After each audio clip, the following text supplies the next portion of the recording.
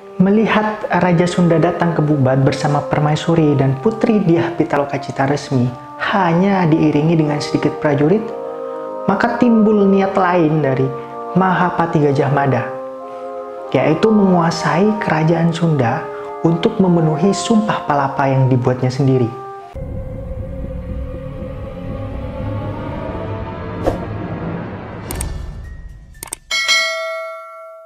Halo guys, jumpa lagi dengan saya Kiki Paparugi. Kali ini saya akan membawakan kisah yang tak kalah menarik dari kisah-kisah sebelumnya.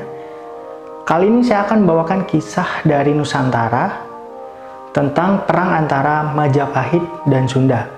Perang ini dikenal sebagai Perang Bubat karena perang ini terjadi di Pesanggerahan Bubat. Dan bagi kalian yang baru pertama kali menonton channel saya, jangan lupa subscribe. Juga kalian yang ingin request, silahkan tulis di kolom komentar. Peristiwa Perang Bubat diawali dari niat Prabu Hayam Wuruk yang ingin memperistri Putri Dyah Pitaloka Citaresmi dari negeri Sunda. Konon ketertarikan Hayam Wuruk terhadap putri tersebut karena beredarnya lukisan indah yang melukiskan wajah Putri Dyah Pitaloka, dan lukisan itu tersebar di kerajaan Majapahit. Lukisan itu diam-diam dilukis oleh seorang seniman besar pada masa itu yang bernama Sungging Prabangkara.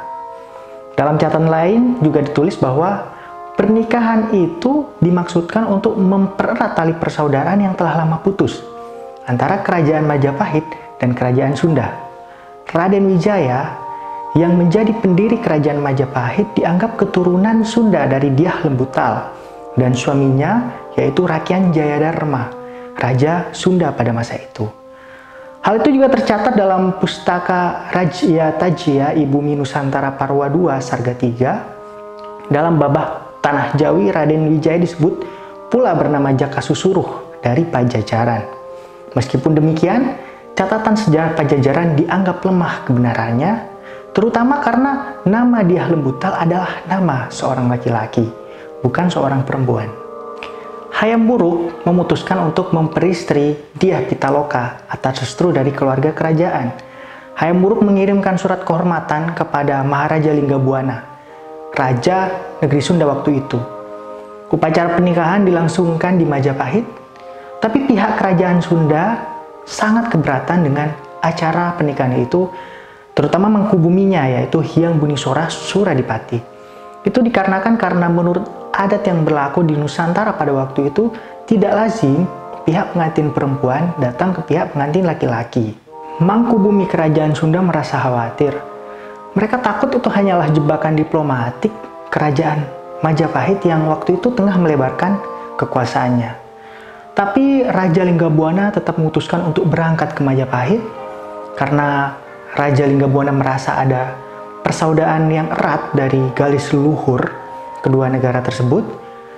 Berangkatlah Linggabuana bersama rombongan Sunda ke Majapahit dan mereka diterima dan ditempatkan di Pesanggerahan Bubat.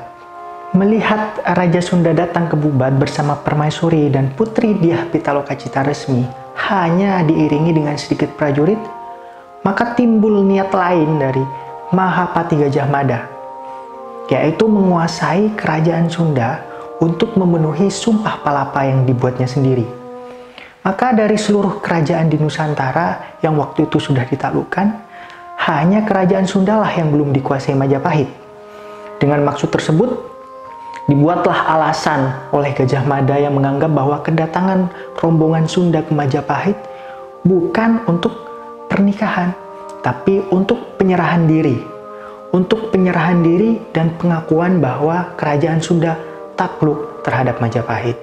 Sumpah palapa sendiri adalah sumpah yang diucapkan oleh Pati Gajah Mada sebelum Hayam Wuruk naik tahta. Lalu Gajah Mada mendesak Hayam Wuruk untuk menerima Dyah Pitaloka bukan sebagai pengantin, tetapi sebagai tanda takluk negeri Sunda atas Majapahit. Dan negeri Sunda juga diwajibkan untuk mengakui superioritas Majapahit atas negeri Sunda Nusantara. Hayam Wuruk waktu itu juga merasa bimbang atas permasalahan tersebut karena Gajah Mada adalah patih yang bisa diandalkan dan sangat disegani pada masa itu. Kemudian terjadi insiden perselisihan antara prajurit Linggabuana dengan Gajah Mada. Perselisihan itu diakhiri dengan dimaki-makinya Gajah Mada oleh utusan negeri Sunda yang terkejut bahwa kedatangan mereka hanya dianggap sebagai penyerahan diri, dianggap sebagai taklukan untuk mengakui superioritas Majapahit, bukan seperti undangan sebelumnya, yaitu untuk menikahkan Dyah Pitaloka Citarasmi putri Sunda dengan Hayam Wuruk. Namun Gajah Mada tetap dalam posisi semula. Belum lagi Hayam Wuruk memberikan keputusannya, Gajah Mada sudah mengerahkan pasukannya, yaitu pasukan Bayangkara ke Pesanggerahan Bubat dan mengancam Liga Buana untuk mengakui superioritas Majapahit. Demi mempertahankan kehormatannya sebagai kesatria Sunda, Liga Buana menolak tekanan itu.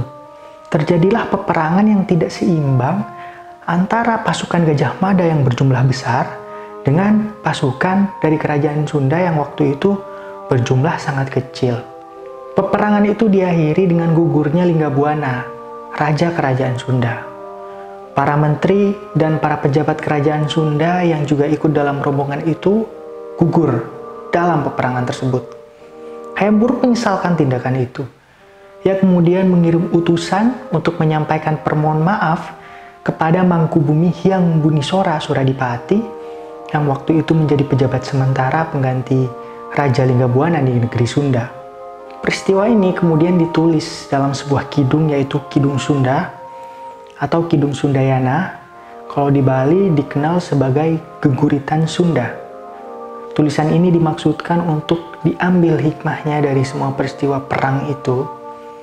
Dan di dalam kidung tersebut juga dijelaskan bahwa akibat dari perang Bubat ini hubungan antara Hayam Wuruk dan Pati Gajah Mada menjadi renggang. Gajah Mada sendiri tetap menjadi Mahapatih Majapahit sampai wafatnya pada tahun 1364. Dan akibat peristiwa ini, di kalangan kerabat Sunda memberlakukan peraturan esti larangan ti kaluaran, yang artinya di kalangan kerabat Sunda dilarang menikah dengan orang dari luar kerabat Sunda.